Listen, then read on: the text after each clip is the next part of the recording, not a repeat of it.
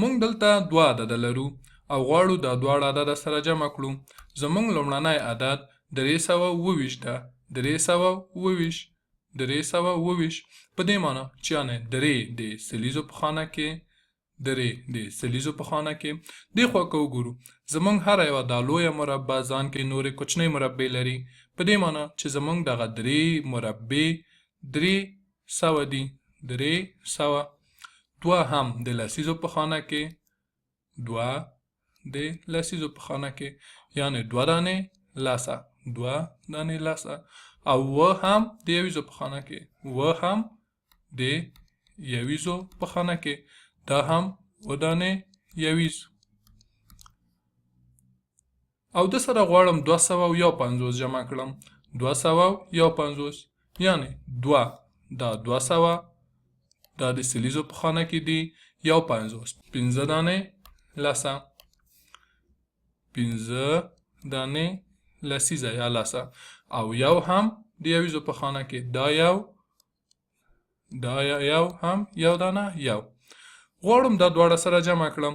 نو زه له تاسو څخه غواړم چې دا ویډیو ودروئ او خپله یې حل کړئ.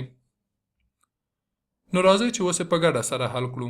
که چېرته زه غواړم دوه دانې عدده جمع کړم زه باید لومړی د دې یویز خانه جمع کړم.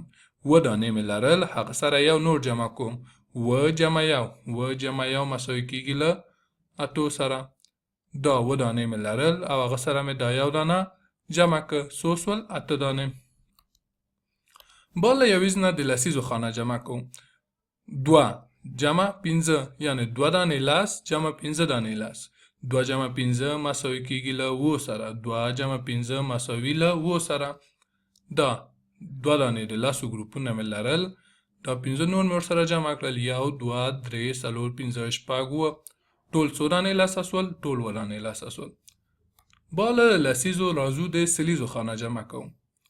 3 جمع 2 یعنې 300 جمع 200.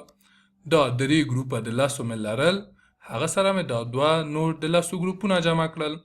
300 جمع 200 3 جمع 2 مساوي کېږي له 5 سره یعنې 528 یعنې 15 د سلیزو په خانه کې 1 2 3 4 5 و د لسیزو په خانه کې 1 2 3 4 5 6 او 8 هم د یویزو په خانه کې 1 2 3 4 5 6 او 8 یعنې زمونږ د جمع حاصل ټول شو ټول 528 سو.